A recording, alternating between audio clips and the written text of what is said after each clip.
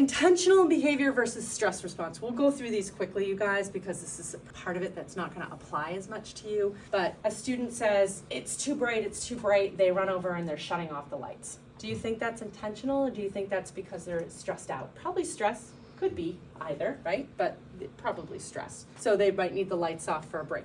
Why do people usually have challenges with lights, especially in buildings? In fluorescents, sometimes they can see the movement in them and everything, so, and they can hear them sometimes too.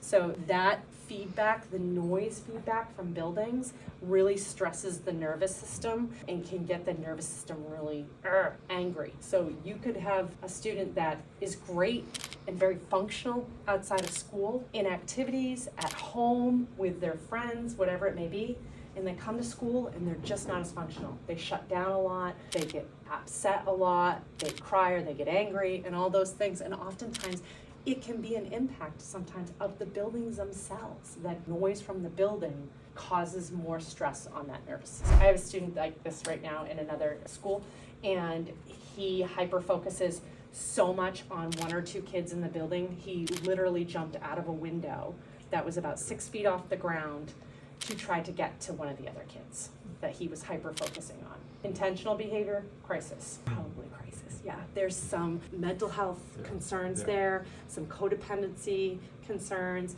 You know, you've got to wonder when kids are having this, and adults too, when they're having those hyper-focuses on one person, like, I can't be without them, I need to see what's going on, what's happening. We see this a lot with teenagers, right? When they start getting into these unhealthy tweens, when they're starting to get into these unhealthy relationships, or they're starting to communicate with people on social media, and they're connecting, and they're over-connecting with people, making sure that you're keeping an eye on it and that sort of thing. There's definitely some apps you want to have more wariness about, like Discord and things like that. If your kiddos are on that, be checking that stuff out, because there can be other stuff going on there.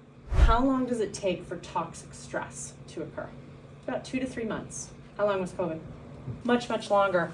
So, and I've seen this in a lot of the districts. Came back hybrid model also, right after the COVID shutdown, came back the following school year at 5 days a week. We don't see the same intensity of behavioral issues. And then my school districts that came back hybrid, 2 days on, 2 days off, or however they did it, much higher behavioral issues going on, much higher emotional dysregulation going on. And a lot of it is because was that lack of consistency, that lack of structure in everything that occurred during that time period, because we had, not only did we have a pandemic, but kids knew that we were having a pandemic, right?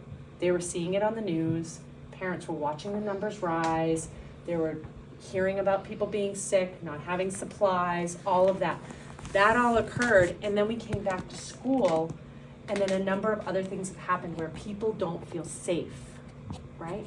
Between school shootings and other things that occurred, people don't feel safe. So you add that to it, the level of toxic stress has continued. So what happens with toxic stress? People have higher levels of cortisol in their body. They have less of an ability to access serotonin, oxytocin, and all those other wonderful neurohormones that we need. And they don't represent in this way as often. So you're looking for, like, do they have like their fingers out and now their knuckles tightened? You're looking for, you know, do they arch? I have a student I've worked with for a couple of years, and it's like this year is the first year we've been able to have him have like a more calmer and pulled back core and not have this stance, okay? Are they in constant motion? Are they pushing and pulling and doing all sorts of other things? Do they bite, hit, kick? Do they bump into things or fall? Do they make threatening gestures? You know, just stop is a big one, because it's like, I'm telling you to back down. When the palms are down, that's the signal that I'm saying, you need to back off, you need to back down, you need to step off me. Like, that's what it means. And people do it subconsciously a lot of the time. They don't know that's what it means, but when they do that with the palms pressed down, that's what their body is telling them. But what I'm really worried about is this kid. I'm really worried about this kid. Why? Because they can sometimes go unnoticed. They can sometimes be the kid who's pretending they're playing a video game or online or doing something like that, where it's more escape. They're hiding more than anything else because they're shutting down. They're looking away for a long time. They're always saying that they're tired. They're not trying to get to things that interest them anymore so much. They're not making as much eye contact. They have this body stance. Younger children, when they're anxious, they have this upright, pressed out chest and the shoulders moving ahead of the hips. They're not aligned. They're leading with the shoulders instead of the hip area. Could be low muscle tone. They're not really engaging in play. That's a huge concern if they're not engaging in play. They could be frozen a lot of the time.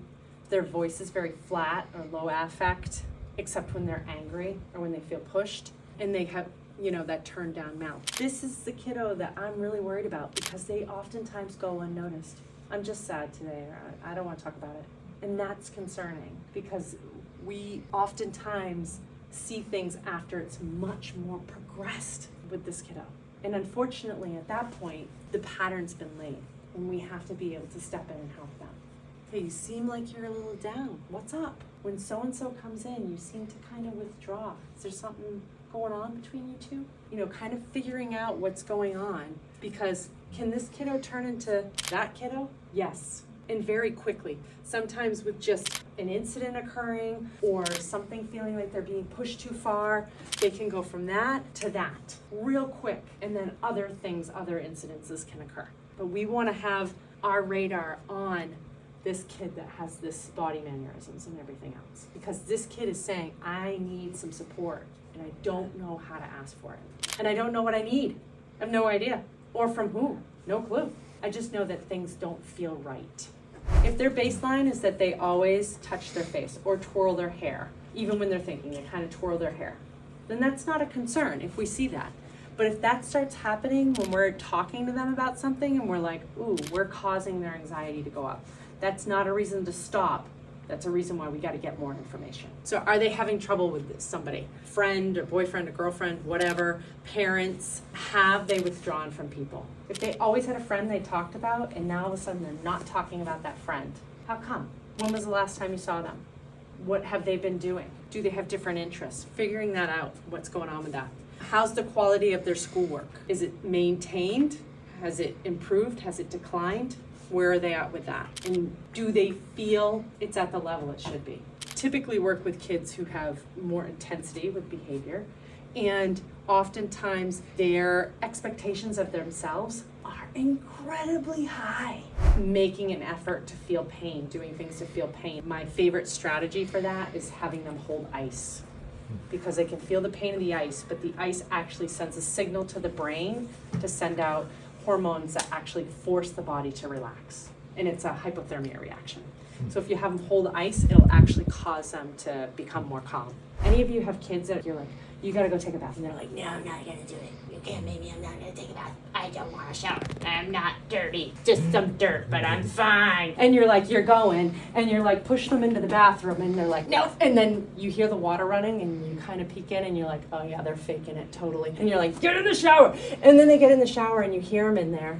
And like 30 minutes go by and you're like, you gotta get out. Somebody else needs water tonight. And they're still in there. So, and reason why is because now I'm regulated. I feel good. I just want this good feeling to keep going and keep happening. So I usually tell parents, if they have a super dysregulated kiddo that they're working with, I'm like, try to get them to take a bath or a shower before they go to school. And they're like, yeah, I can barely get them out of the bed. So I'll take off my backpack if that makes me look really big. If the kid's really small, then I might step back a little bit so that I look like I'm more of their height, so the height is balanced. If they're a really big kid, then I won't need to worry about that, but I might also step back just to balance the heights. And then I'm shrinking the space. Because the worst thing is when you have someone who's starting to escalate and they're in a big space. You think about if you've ever been angry and you are in a big space, you want to talk louder. You want to have bigger movements and all that. You get them into a smaller space, their volume, their body motions, everything starts to come in on itself. It starts to shrink. So sometimes I'll move a kid, like I'll just kind of body position them so that they're moving forward, and I'll like have my body here and they're behind me. I'm still watching, but I'm holding them kind of in this space so it's small. So I'm making the space smaller for them. I do this a lot of times at home with my own kids too. And it's like, I'll just make the space a little bit smaller and they immediately start to come down and regulate. Being opportunistic about what's going on in the environment. So oftentimes a person needs proprioceptive feedback. What is that? That's your body's awareness in space. What is it really? Push, pull, lift, whatever. So if a kid is like trying to flip a table and I'll be like, oh man, can you push this over to me? And I'll have them like drag the table over to me or something like that. Oh, can we drag that one over there too? I've been in here with kids before where I'm like, oh, can you help me move these weirdo cushions? And they're like helping me push the cushions around and do that sort of stuff. So I'm using that proprioceptive feedback and I'm using whatever's in the environment to do it. Sometimes I'm even having the kid carry my backpack. I'm like, oh, it's so heavy and my back hurts today. Can you carry this? And they're like, okay, and they'll usually do it because I asked nicely.